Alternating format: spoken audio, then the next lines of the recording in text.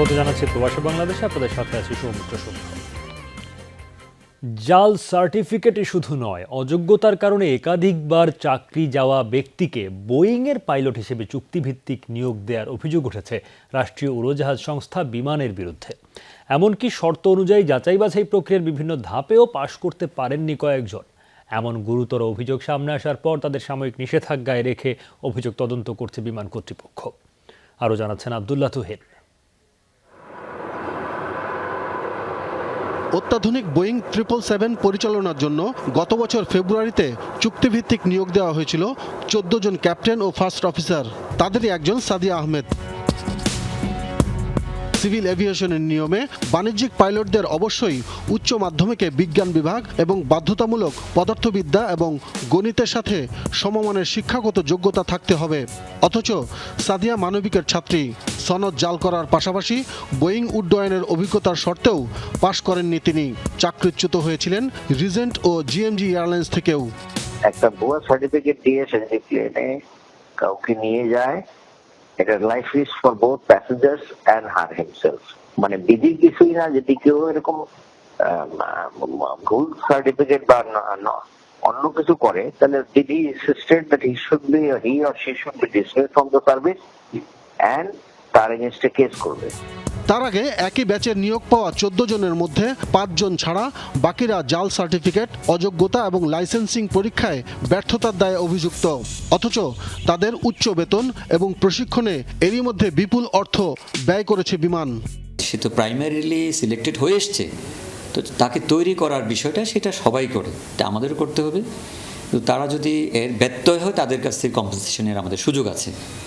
এর ভিতরে যদি কোনো তথ্যের সমস্যা থাকে, সেটা যদি প্রমাণ হয় যে তারা তথ্য গোপন করেছেন, তাহলে আমরা একজনকে যেমন টার্মিনেট করেছি এবং তার কাছ থেকে আমরা কম্পেনসেশন চেয়েছি, একই প্রসেস আমরা just will go by law প্রসেসে। কিন্তু শুধু একজনের নাম বলেন উনি না, আরও আছে, তারাও একই ব্র্যাকেটে আছে। সুতরাং সবার জন্য একই পরিণতি হবে।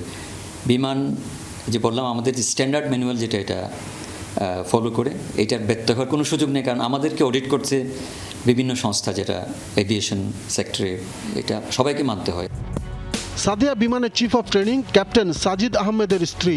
চিফ অফ ট্রেনিং এর পদের সুযোগ নিয়ে ক্যাপ্টেন সাজিদ স্ত্রী সাদিয়া ছাড়াও ঘনিষ্ঠজনদের অযোগ্যতার বিষয়টি লুকোনোর চেষ্টা করেছেন। একাধিকবার চেষ্টা করেও তার বক্তব্য মেলেনি। গোয়েন্দা প্রতিবেদনে আরও বলা হয়, অযোগ্য ঘনিষ্ঠ ব্যক্তিদের নিয়োগ দিতে বিমানের শক্তিশালী একটি চক্র নিয়োগ প্রক্রিয়ার নিয়ম নীতি কৌশলে পরিবর্তন করেছেন। আব্দুল্লাহ তুহিন, যমুনা নিউজ, ঢাকা। আন্তর্জাতিক মাতৃভাষা দিবসকে কেন্দ্র করে সুইজারল্যান্ডের জেনেভায় প্রবাসী বাংলাদেশিদের উদ্যোগে অনুষ্ঠিত হয়েছে উৎসব। জেনেভা বাংলা পাঠশালার উদ্যোগে এই আয়োজন করা হয়। আয়োজনের প্রথম অংশে ছিল শিশুদের চিত্রাঙ্কন কর্মশালা এবং আঁকা ছবির প্রদর্শনী। অংশগ্রহণকারীদের সনদপত্র প্রদান করেন জেনেভা বাংলা পাঠশালার পরিচালক এবং অ্যাসোসিয়েশনের সভাপতি রিয়াজুল হক ফরহাদ। আয়োজিত হয় মনোজ্ঞ সাংস্কৃতিক পরিবেশনাও। অনুষ্ঠান সঞ্চালনা করেন মাহবুবুর রহমান। স্বাগত বক্তব্য রাখেন বাংলা সুইস কালচারাল অ্যাসোসিয়েশনের সাধারণ সম্পাদক এহতেশামুল হক। সাংস্কৃতিক অনুষ্ঠানে অংশ নেন রিয়াজুল হক ফরহাদ, এহতেশামুল হক, রিসালাত রহমান, শেগুফতা মোহাম্মদ, তাইফুর রাহান, প্রান্তি সহ অনেকে। অনুষ্ঠানের সার্বিক পরিকল্পনা ছিলেন আরিনুল হক ও ফারানা হক। সবশেষে হয় নৈশভোজের আয়োজন। যুক্তরাজ্যের ইলফোর্ডে মাতৃভাষা দিবস উপলক্ষে অনুষ্ঠিত হলো পথ উৎসব। বিশ্ব সাহিত্য কেন্দ্র যুক্তরাজ্য শাখার পক্ষ থেকে করা হয় আয়োজন। স্থানীয় টাউন সেন্টারে আয়োজন করা হয় উন্মুক্ত এই উৎসবের বিভিন্ন ভাষাভাষী মানুষের মাঝে যোগাযোগ বাড়াতেই উদ্যোগ আয়োজন জানান আয়োজকরা। অংশগ্রহণ করেন সর্বস্তরের প্রবাসীরা। উৎসবে বিশেষ অতিথি হিসেবে উপস্থিত ছিলেন রেড ব্রিজ কাউন্সিলের মেয়র থাবাথুরা জয়ারঞ্জন, আয়োজক সংস্থার সভাপতি SM Zakir Hossain, Ilford town ওয়ার্ডের কাউন্সিলর সৈয়দা সাইদা আহমেদ সহ অনেকে। দিনব্যাপী চলা উৎসবে অংশগ্রহণকারীরা ক্যানভাসে নিজের বর্ণমালা সাজিয়ে ও ছবি এঁকে মাতৃভাষার প্রতি সম্মান জানান। অনুষ্ঠানে বাংলা, ইংরেজি, তামিল, তুর্কি, হিন্দি, ফার্সি সহ বেশ কয়েকটি ভাষার গান পরিবেশিত হয়। আন্তর্জাতিক মাতৃভাষা দিবসকে কেন্দ্র করে ফ্রান্সের প্যারিসে পালিত হয়েছে নানা কর্মসূচি। ভাষা শহীদদের স্মরণে পুষ্পস্তবক অর্পণ করেন বিভিন্ন সংগঠনের নেতাকর্মীরা। এর মধ্যে অন্যতম হল সম্মিলিত ২১ উদযাপন পরিষদ ফ্রান্স, বাংলাদেশ প্রেস ক্লাব, স্বরলিপি সাংস্কৃতিক শিল্পী গোষ্ঠী, বাংলাদেশ আওয়ামী লীগ ফ্রান্স শাখা এবং ফেনী সমিতি। সম্মিলিত ২১ উদযাপন পরিষদের নেতৃত্বে সার্বিক সহযোগিতা ছিল ফ্রান্স, বাংলাদেশ প্রেস ক্লাব ও স্বরলিপি সাংস্কৃতিক শিল্পী গোষ্ঠী। প্রধান অতিথি ছিলেন বাংলাদেশ দূতাবাসের প্রতিরক্ষা সচিব ব্রিগেডিয়ার জেনারেল মিজানুর রহমান। বিশেষ অতিথি ছিলেন কাজী এহসানুল হক, আবু তাহির, মিজান চৌধুরী সহ অনেকে।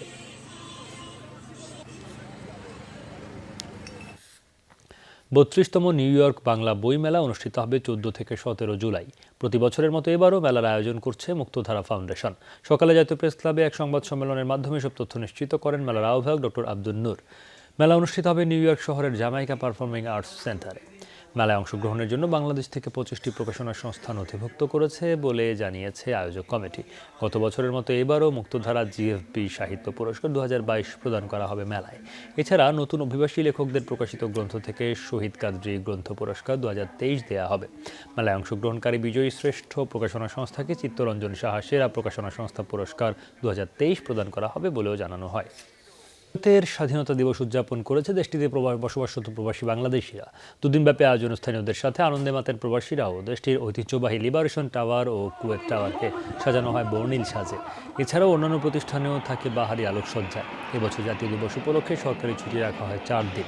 ১৯৬১ সালের ২৫ ফেব্রুয়ারি ব্রিটিশদের কাছ থেকে এবং ১৯৯১ সালের ২৬ ফেব্রুয়ারি ইরাকি আগ্রাসন থেকে মুক্ত হয় কুয়েত।